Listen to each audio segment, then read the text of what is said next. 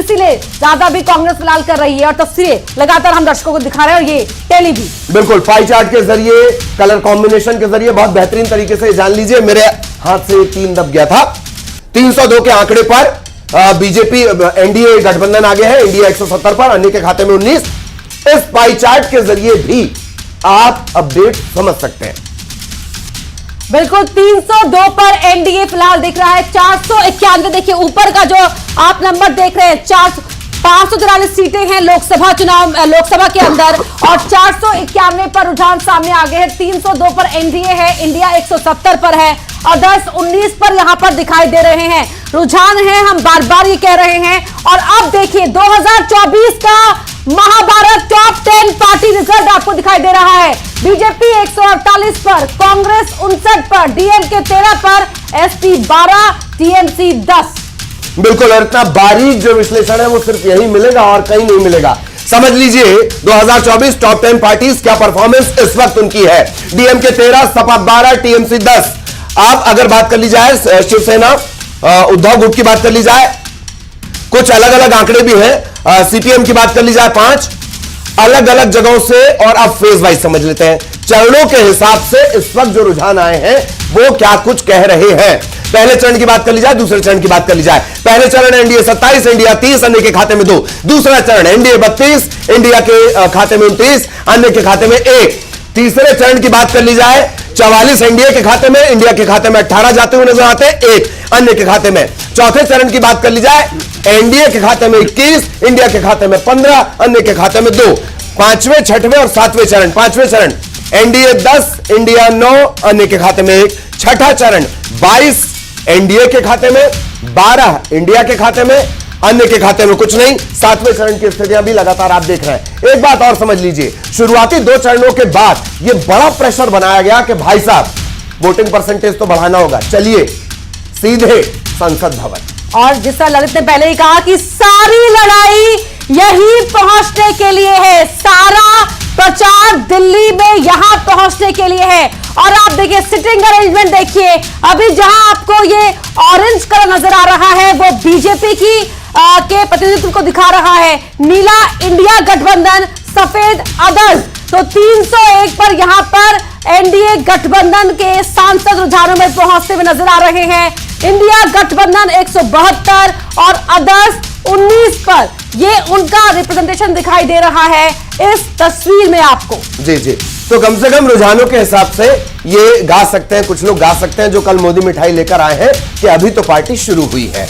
NDA के खाते में 301, इंडिया के खाते में 172, अन्य के खाते में 19 नजर आ रही है।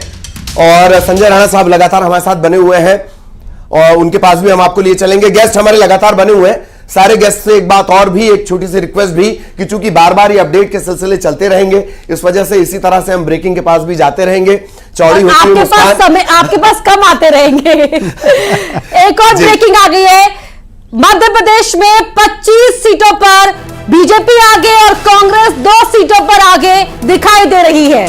और निश्चित तौर पर राज्यपाल जी की जो बढ़ती हुई मुस्कान है, उन्हें ये 2 सीटें रोक सकती हैं, सिर्फ रुझानों के लिहाज से देखा जाए। कांग्रेस 2 सीटों पर आगे चल रही है, मध्य प्रदेश में 25 सीटों पर बीजेपी आगे चल रही है।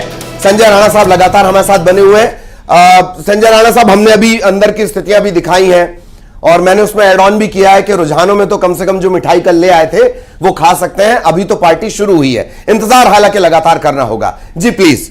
देखिए अभी तो शुरुआती रुझान है, लेकिन जिस तरह से रुझान आ रहे हैं और जिस तरह से इंडिया गठबंधन का परफॉर्मेंस है, लेकिन मैं दोनों चीजें देख रहा था कि बीजेपी और अलायंस, जो उनकी अलायंस है, तो अगर महाराष्ट्र की हम चर्चा किया तो महाराष्ट्र में जो शिवसेना उद्धव गुट है और शिवसेना असली वाला जिसको शिंदे साहब का गुट है, उसमें कहीं ना कहीं शिंदे साहब, मुझे उम्मीद थी कि शिंदे साहब का जो गुट है उसमें डेंट पड़ेगा और वो होते हुए नजर आ रहा है, क्योंकि बहुत ज्यादा सीटें भारतीय जनता पार्टी ने उनको दे दी थी। और मराठी मानस की जो अस्मिता है उसको चोट लगी है तो वो जवाब तो देगा ही, जो फिलहाल दिखाई दे रहा है। लौटेंगे सर आपके पास, छत्तीसगढ़ की 6 सीटों पर बीजेपी आगे और 3 सीटों पर कांग्रेस आगे है। सत्यप्रकाश जी मुस्कुरा सकते हैं। अभी फिलहाल रायपुर से ब्रजमोहन अग्रवाल और राजनांदगांव से भूपेश बघेल भी आगे दिखाई दे रहे हैं। सरगुजा से शशि सिंह आगे।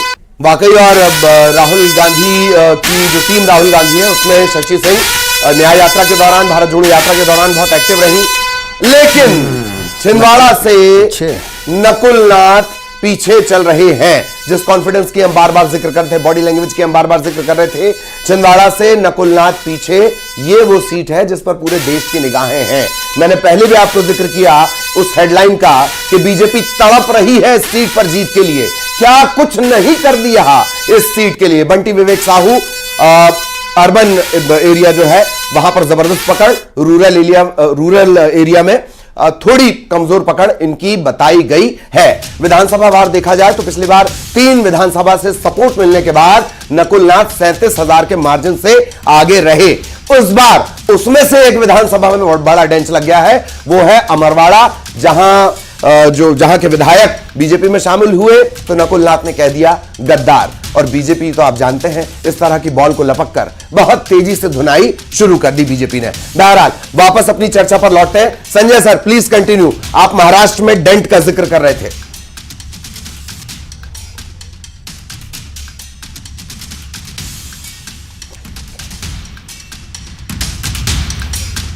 चलिए फोटो भी देख लीजिए, फोटो आप नहीं देख पाए होंगे, फोटो हम आपको दिखा देते हैं। नकुल नाथ छिंदवाड़ा से पीछे चल रहे हैं इस वक्त तक का। सबसे पहला जो पॉलिटिकल रिएक्शन आपने हमारी स्क्रीन पर देखा था वो नकुल नाथ का देखा था। इस वक्त वो पीछे चल रहे हैं। बंटी विवेक साहू आगे चल रहे हैं छिंदवाड़ा से। पिता को चुनौती बंटी विवेक साहू ने पिछले बार दी थी, अब पुत्र के सामने खड़े हुए हैं बंटी विवेक साहू। यह सीट हार और जीत से ज्यादा मायने इस बात पर रखती है कि बंटी विवेक साहू चाहे जीते या हारे, पर वो दर्ज जरूर हो जाएंगे कई रिकॉर्ड्स में। छिंदवाड़ा की स्थितियां, नकुल नाथ इस वक्त पीछे चल रहे हैं।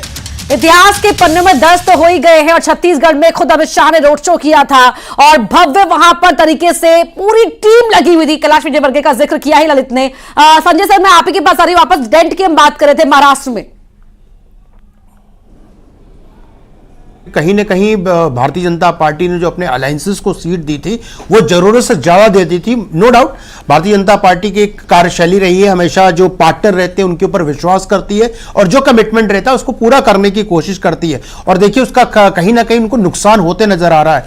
अब आते हैं, अगर आप सेम चीज देखेंगे तो आपको बिहार में भी देखेगा, जो भारतीय जनता पार्टी अपनी सीट लगभग इधर उधर होकर के सेव करने में सक्षम रही है, लेकिन जेडीयू अपनी सीट खोते हुए नजर आ रही है। तो देखिए 2 स्टेट में बड़ा इंपैक्ट है जो कहीं ना कहीं एक सोचने पे मजबूर करता है कि अलायंसेस और अलायंसेस जो थे, जो कांग्रेस अलायंस है या इंडिया अलायंस, उसके वोट परसेंटेज बड़े हैं और जो एनडीए के जो अलायंस गुट है उसका वोट परसेंटेज 2019 की तुलना में कम हुआ है।